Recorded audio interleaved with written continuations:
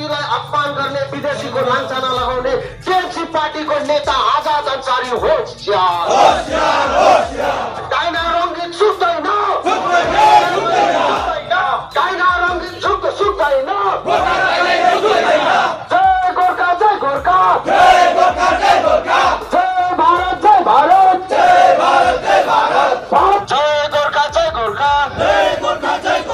भारतीय गोर्खाहरूको माथि लाञ्छना लगाउने टिएमसी पार्टीको नेता आजाद अन्सारी होशियार। भारतीय गोर्खाको माथि विदेशीको लाञ्छना लगाउने टिएमसी पार्टीको आजाद अन्सारी होशियार। हेर्नुहोस्, आज यहाँ हामी नागराकाटा रेलवे स्टेसनमा भेला भएको छौँ। नागराकाटा समस्त गोर्खा समाजको व्यक्तिहरू हामी माझ हुनुहुन्छ, युवा भाइहरू, दिदी बहिनीहरू हाम्रो माझ हुनुहुन्छ। र यो भेला हुने कारण के हो भनेदेखि हिजो अस्ति भर्खर हामीले देख्यौँ 12 तारिकको दिन, यो 12 मार्चको दिन जुन चाहिँ एउटा टिएमसीको नेताले प्रचार अभियानमा, उनीहरूको टिएमसी पार्टी प्रचार अभियानमा टिएमसीको नागराकाटा ब्लक पञ्चायत समिति सभापति सञ्जय कुजुरको उपस्थितिमा नागराकाटाको TMC Trinamool Congress TC BSU को प्रेसिडेन्ट, नागराकाटाको ब्लक प्रेसिडेन्ट आजाद अन्सारीले जुन चाहिँ हामी नेपाली गोर्खा जातिलाई भुटानबाट, नेपालबाट आएको हुन्छ हो भनेर उनले जुन कुरा गर्यो, त्यसको प्रतिवादमा यो रेली हो।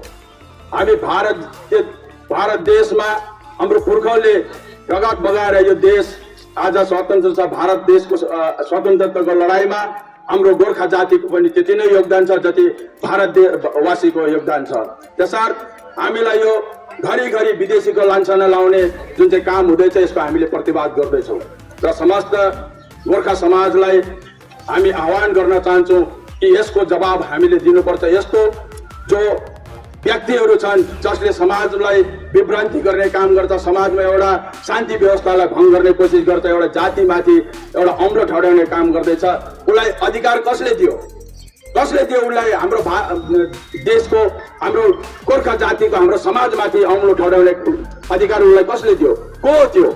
त्यसले पहिले आफ्नो आइडेन्टिटी हेरोस्, त्यसको बादमा अरूको विषयमा बोल्नुहोस्। र कुनै पनि हालतले हामी माथि, हाम्रो जातिमाथि जुन यस्तो प्रकारको लाञ्छना लाउँदैछ, यो कुनै पनि हालतले बर्दाश्त गरिने छैन। मनोज भुजेल, आज धेरै व्यक्तिहरूले भन्छन्, आजको जुन चाहिँ यसमा मैले सुन्न पाएँ कि यो त मनोज भुजेलले बोलाएको बिजेपीको रेली होला। त्यसर्थ तपाईँको मिडियाको मार्फतले भन्न चाहन्छु कि साथीभाइहरूलाई जसले आज विभिन्न राजनीतिक दल गर्नुहुँदैछ, एकदम राम्रो कुरा हो। राजनीतिक दल म पनि गर्छु, तर राजनीतिक दल कुनै झन्डाको समाप्त भन्दा अगाडि म एउटा गोर्खा जाति हो। म स्वाभिमानको साथमा भन्छु, म गोर्खा हो, प्राउड टु बी गोर्खा। तर कसैले पनि गोर्खा जातिमाथि अम्लो ठड्याउँछ भने, हामीलाई विदेशीको लाञ्छना लाउँछ भने कदापि बर्दाश्त गरिने छैन। याद गर्नु होला, गोर्खा जातिले हामीले खुकुरी दाबमा हालेको छौँ, चलाउनु बिर्सेको छैनौँ।